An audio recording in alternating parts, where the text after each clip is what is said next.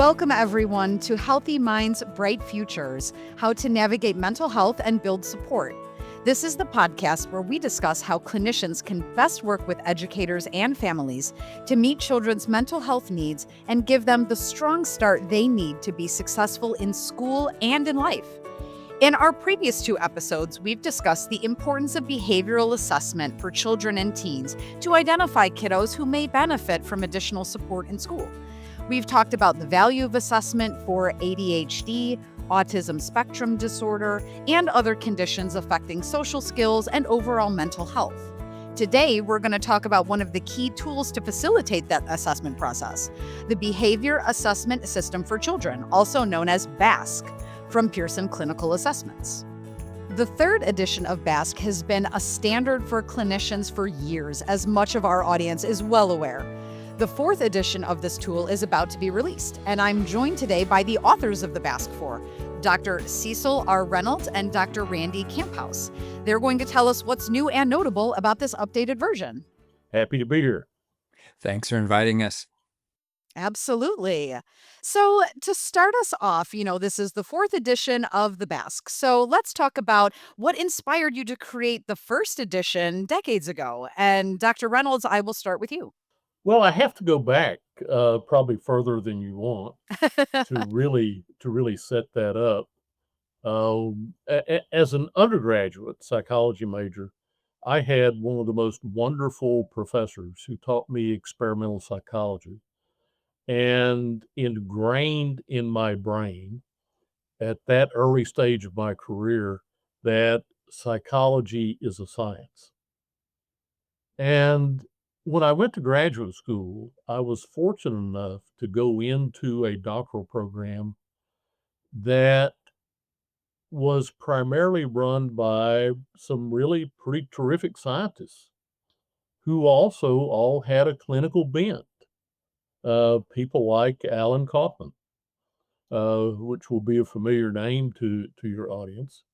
And I also found in that context that I really liked looking at data about children. I like to have an evidence base for the conclusions that I would draw about children from my evaluations, while at the same time not overlooking things like the clinical interview and my observations of children and being mindful of their histories. But ultimately, it came down to having an evidence base to support my conclusions about what was going on in their life and how best to habilitate their positive development. But then when I looked at actual practice back then, what I found was that the majority of clinicians were engaging in purely subjective and at times speculative assessment of children in the emotional and behavioral domain. There just were not really good, objective, evidence-based instruments for them to use. It wasn't that they were at fault by any means in taking this approach. It was a lack of good instrumentation and good science. And I had been training school psychologists for some time at that point, and just felt like, hey, there's got to be a remedy for this. There's got to be an answer to this. We've got to make this more objective, more evidence-based, and bring more science to bear on this. That has been something that's come up repeatedly on our past episodes with clinicians who have been our guests, the need for that evidence-based approach Yeah. and for tools that bring more objectivity and less subjectivity into these evaluations. That's a really important point. Well, that's really what inspired me then to create the BASC. It's a system, and you need to have a system. And that's why we named it the Behavioral Assessment System for Children. And conceptualizing that, I realized that it was going to be incredibly difficult for one person to bring to that what it needed to succeed. Randy Camphouse, my colleague in all things BASC, had been through the same training program that I did. We overlapped. We were graduate students together. We had the same fundamental basis in this. And so I reached out to him, and I knew how well he could conceptualize things in addition to that. And together, we put together the proposal for what then became the behavioral assessment system for children back in the 1980s. I love that. That's wonderful. Well, now that we're here in the fourth edition, let's talk about some of the most important updates. And Dr. Reynolds, I will start with you or stay with you really, to just kind of give our audience an overview of some of the most important changes. Well, I'm pretty excited about the changes we're making, but I want to preface talking about changes with the mantra for the development of BASC-4, which stem from the success of BASC-3 and all the evidence base we developed for that. In looking at what are we going to do, what's going to be new, we made a big poster that said, if it ain't broke, don't fix it. And I've seen people revise tests that were very, very good tests, and they ruined them by trying to fix things that weren't broken.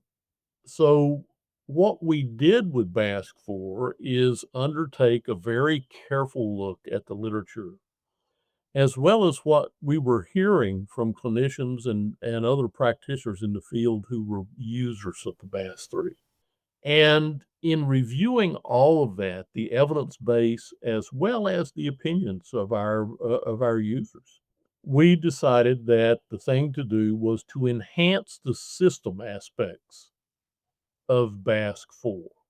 And so what I'm most excited about in that context is our movement into also developing a coordinated set of narrowband scales that will complement BASC-4 that will actually be useful in differential diagnosis and in directing more pointed interventions that are more likely to be successful. That's probably the thing that I am most excited about. But I'm also excited that we've been able to meet the needs, we believe, with changes that accommodate the neurodiversity community. We were able to go in and really modernize the language of a lot of the items while walking that very, very thin line between maintaining diagnostic accuracy and accommodating what we feel is important about the language that the neurodiversity community is seeking. And a lot of people don't understand the difficulty in balancing those issues between getting an accurate diagnosis and maintaining an approach to that community that doesn't offend them, but allows us to move forward as well in improving the instrumentation that we have from a purely measurement and psychometric perspective. And we were able to do that. We were able to accomplish that. And it took a lot of work and a lot of data and a lot of writing and a lot of rewriting and a lot of reworking. And so I'm pretty excited about that. That's very important to be using language that is inclusive. Language evolves over time. Ways of speaking and colloquialisms we had in the 1980s when you first created this, they're very different now. So it does sound like an intense undertaking, but one that would be very valuable. Well, we hope that people will find it that way. Uh, there will always there will Good. always in the area of emotional disturbance, there will always be questions that people don't like you to ask, but are necessary. And I'm sure that we'll hear about that too. But we've worked very, very hard to accommodate all of those things without losing diagnostic accuracy. The other thing that we've done is expand without having to expand the overall length of the scale into some other content scale domains in order to maintain our touch to reality, if you will, with practitioners and not just be science based. That's not enough. You have to have a strong theoretical base, which I understand is science too. We understand theory is science, but we have to stay in touch with current theories. We also have to stay in touch with the needs of practitioners. So we've added content scales to BASC-4 that will accommodate needs in the field for better differential diagnosis of things that are more modern concepts, some of which are not yet fully accepted as diagnostic categorizations, but we still need to be cognizant of those and up to date without being trendy. You don't want to be faddish and trendy in doing this because then you won't, for example, have the backup of the science as the research goes forward, but you'll also lose relevance very quickly, and that doesn't help the kids. I think that's a very important Yeah, point. Yeah, kind of the flip side of what we were just saying about exactly. making updates that are more inclusive, but yeah, not Yeah, falling into something just trendy. absolutely. And ultimately, if the changes you make don't help clinicians help kids, they're not useful. That's the ultimate guide. Is it going to help the clinicians help the kids? And so all the things that we did, we targeted helping clinicians help kids, even more so than we were able to do with BASS-3. So those are kind of exciting things to me. I don't, Randy may have some additional ideas about that that maybe he can chime in with, but those are my favorites. Well, those are good ones. And yes, Dr. Camphouse, I'm coming right to you with exactly the same question. What are some of the most important updates in the BASC-4 you'd like our audience to know? Yeah. Thanks, Rose. And thanks, Cecil, for getting us started. Those are my favorites as well.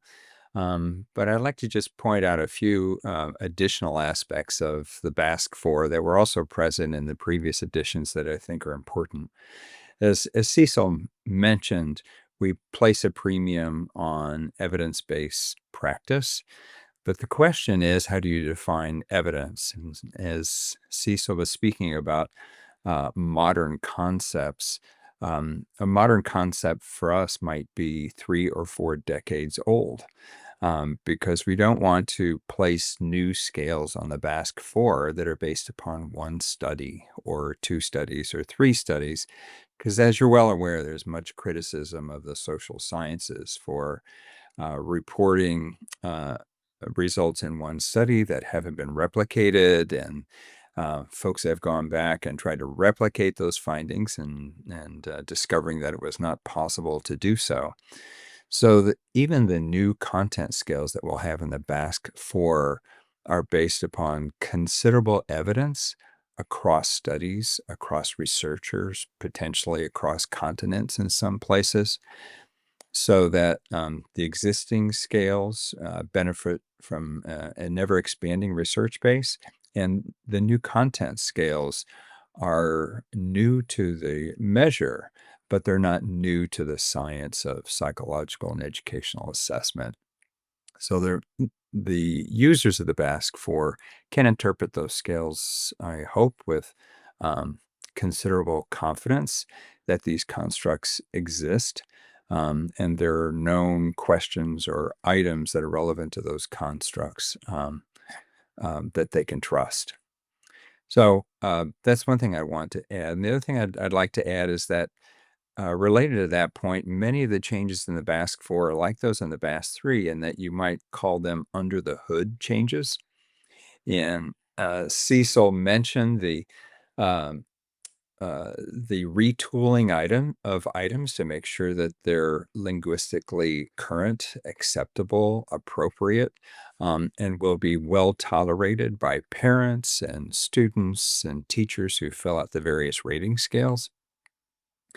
And those changes will not be obvious to the users of the BASC-4, but I think they're crucial for creating a tool that um, has a tradition associated with it, but is completely up to date in terms of item content. Well, that's great information, and Dr. Camphouse, I'd like to stick with you and ask something a little bit more specific. You focus on the behavioral and emotional screening system, the BESS portion of this suite of materials, to use its acronym. Can you tell us why you developed BESS and why it's so popular for screening? Yes, thanks for the question. We developed the behavioral and emotional screening system to support prevention and early intervention work with youth, because you simply cannot engage in prevention without early detection. And as is abundantly clear to everyone, youth have been more vocal about their mental health challenges, and it's been referred to as the mental health crisis among youth for at least the last decade or so. And we've found ourselves challenged to really do anything about that crisis. There's not enough personnel to deliver the mental health services. And long ago, this was recognized actually in the 1970s by the California Department of Education, which was engaging in prevention work that long ago.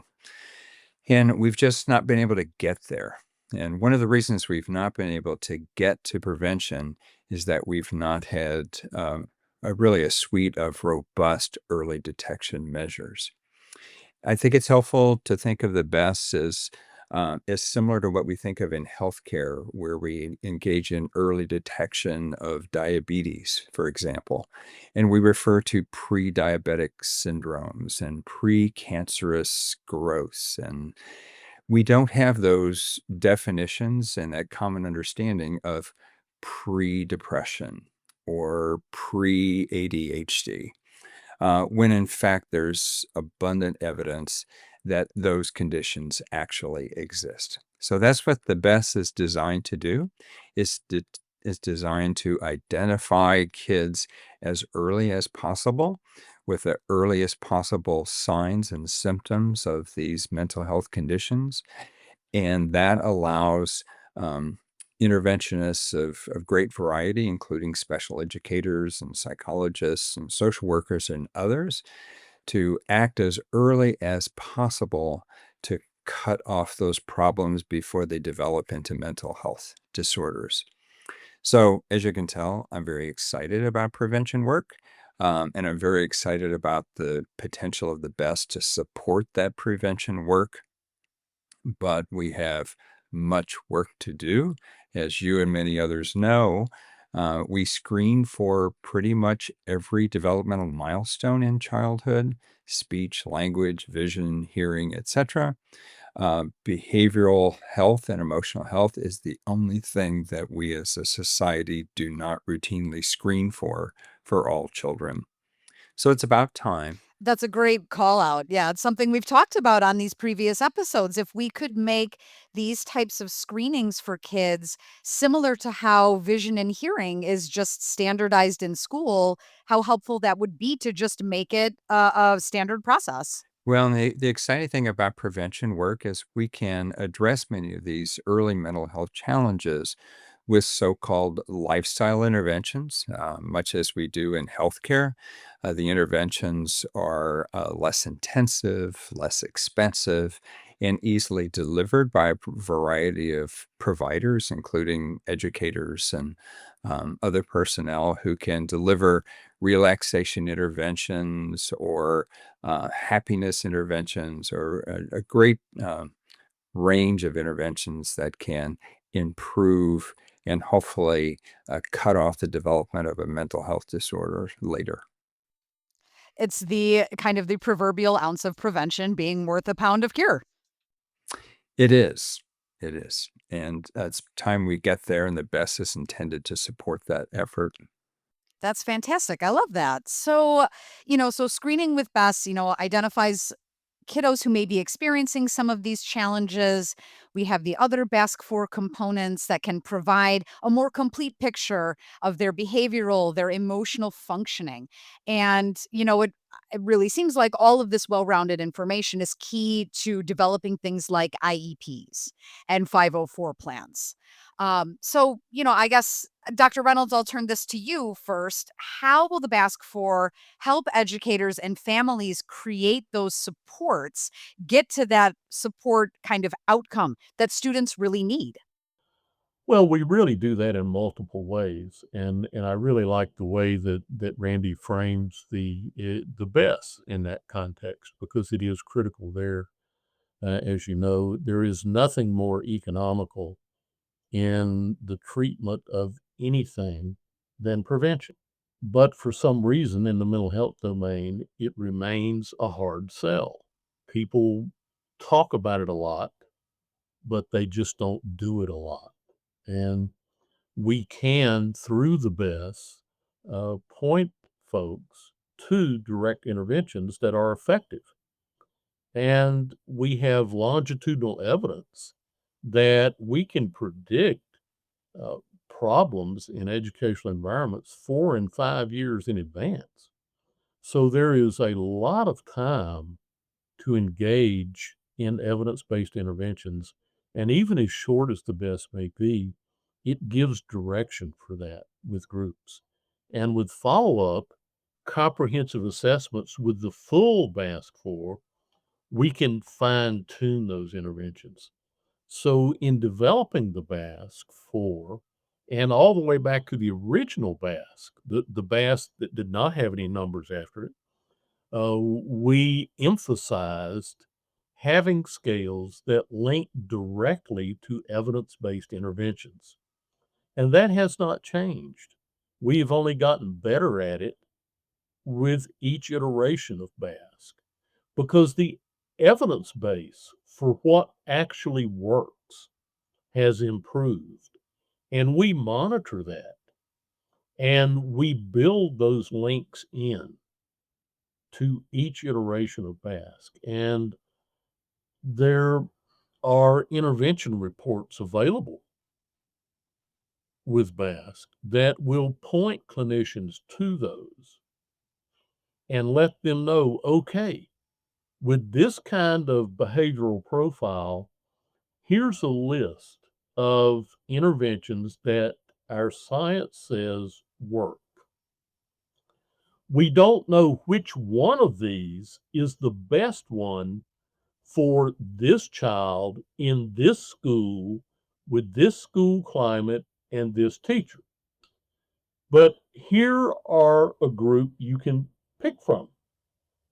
And we know they all work. But that's part of the clinician's task is to understand the context of that child's life as part of their comprehensive assessment and their experience in this school building. And then decide, okay, now I know things that work. Which one is going to work best in this school with this child? So we've always had an eye toward that from the very beginning because if you simply identify issues and don't do anything about them, you've done the entire system, including the child, a disservice. So we want to enable effective intervention as much as possible. And that's a multi-stage process that does begin with accurate diagnosis and classification. That's where we really, really shine. And then we link that to a group of interventions that are known to be effective and say, okay, now have at it. Make this kid's life better. I love that. I love that. So, and Dr. Camphouse, I'd like to turn this to you as well. How does this comprehensive set of tools that we're describing, how does this help clinicians to make sure children are able to thrive? Yeah, the best just gives you an indication of whether or not risk or, in worst case scenario, disorder is present. And if you get a positive screen on the BAS, you have to turn to a comprehensive measure to get a better understanding of what's going on with this child and what might be needed to support them. And a comprehensive measure is most important so that you do not engage in premature decision making about a child. So, for example, if you did obtain a positive screen, we would not advise that you follow up with a measure that's associated with the referral question only. And that would, so if the referral question, let's say, is inattention or hyperactivity or suspected ADHD, we would not recommend that you follow up with an ADHD only measure because there may be an alternative cause for that inattention hyperactivity that you would not pick up. And For example, some cases of depression might cause inattention problems on the part of a child or adolescent. And if you give an ADHD measure, you miss the depression. That's the actual cause of the problems that you're seeing.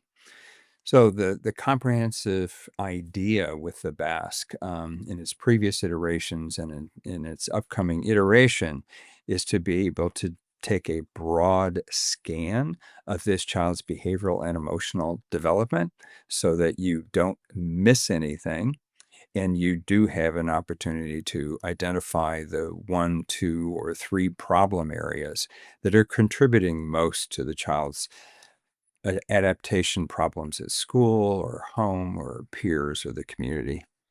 Thank you, Dr. Camphouse. That's a wonderful explanation. And again, something that our listeners will have heard about on some previous episodes. We had talked about, if an inattention problem, let's say it's only occurring in math class, it may actually be rooted in a learning disability or something that is related to that particular material as opposed to truly being ADHD. And if you don't take that very broad-based look, like you said, you can miss what is actually the root cause of these challenges.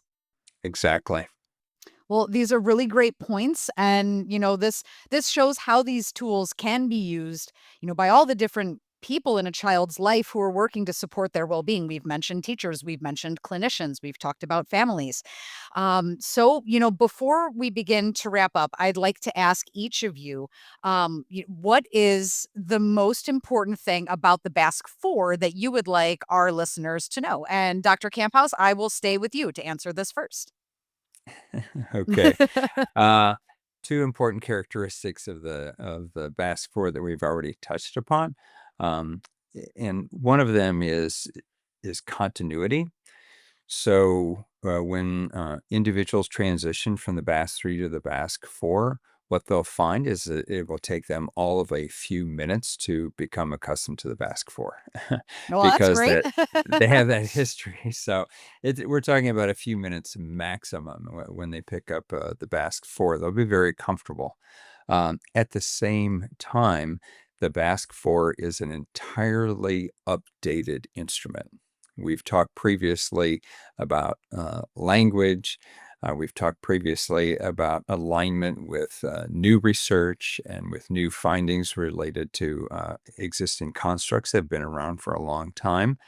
Um, there's considerable updating that is perhaps not quite as evident to the BASC-3 users. So I encourage individuals who pick up the BASC-4 to consider the new content scales, consider other administration and scoring and intervention options available in the BASC-4 because it is quite a modern instrument that just happens to have a long history.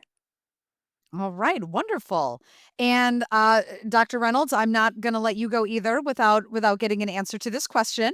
Is there anything else new about the BASC-4 that you would like our listeners to know? There are some things that are new and things that are extensions. And I guess extensions are new too, so I'll comment We'll allow it. on that as well. Thank you. It is important as clinicians, I think, that we all remember, and I say we because Randy and I are clinicians too, that broadband assessment is necessary for accurate differential diagnosis. And it takes differential diagnosis to get us to the right intervention. And BASC-4 extends that concept, which has been preeminent for us in the development of the BASC through all its iterations. And we have refined that in BASC-4 and made that better. And it is important not to rely upon a single data point. And BASC-4 is not a single data point, and BASC never has been. The S in BASC stands for system, and it is a coordinated set of instruments. And we have elaborated upon that with our extensions. And one of the things that we've added that's completely new that I am also quite excited about is a way to bring the clinician's observations and interactions with the child during a comprehensive assessment into play in a more objective way. Clinicians often rely upon their judgment of their interactions with an examinee, particularly with children, in arriving at a final decision about diagnosis. But they've not had an objective way of doing that. So with BASC-4, we will have a clinician rating scale where the clinician can engage in an objective rating of their interaction to the extent they can be objective about themselves and their interaction uh, during the actual comprehensive assessment and all of their contact with this child as a clinician. And we will provide them with data and evidence about how to use the outcome of their own rating to see how that can facilitate them getting to an even better evidence-based decision about this child and where they're headed with this child in terms of diagnosis and then intervention. So that's going to be pretty unique, as it turns out. It's also difficult to accomplish. The conceptualization of it is not as difficult as the implementation, but that's true with a lot of things. And so we've had to work very hard to find a way to actually implement our thinking about that. And we It's a have, very fascinating self-reflection to uh, ask clinicians to do it and is, continuous improvement for them as well, which is great. it is. And I would be remiss if I didn't congratulate our team at Pearson on working with us on that, particularly in the practical implementation of this. We have such a wonderful group of folks, led by Rob Altman, who really directs that and helps Randy and I a great deal in figuring out how to actually accomplish all the crazy things that we think of to do. And so that's been a wonderful, wonderful interaction. And it takes a team, and we've had a great team. Well, that honestly, Dr. Reynolds, we couldn't have ended it on any more positive of a note that it does take a team. And I'd like to thank you and Dr. Camphouse so much for your time and for your insights on the BASC-4. This is such an important tool for educators and for clinicians. And it's been great to get an up close look at what's new from, from the two people who quite literally know it best. So thank you both so much. Well, thank you for giving us the opportunity and the forum to talk about what we do. And I will thank people who are listening for giving us their time and just say that I'm always surprised when people want to listen to me talk about what I do because, as my wife says, it's usually just mostly interesting to me. Dr. Camphouse, you've been working with him for years. Do you agree? Yeah, I do. What Cecil does is very interesting to me. I I'll affirm that. And also, I want to thank you, Rose, and for the opportunity. It's been a pleasure. And I'm also very appreciative to I don't know how many there are, but the multitude of national and international BASC users for the feedback they've been providing us routinely for these many years, because that is all incorporated into the rebuilding of the BASC-4. Absolutely. No, it's a great call out. And I'd like to reiterate to say thank you as well to our listeners. We hope you enjoyed this sneak peek at the BASC-4.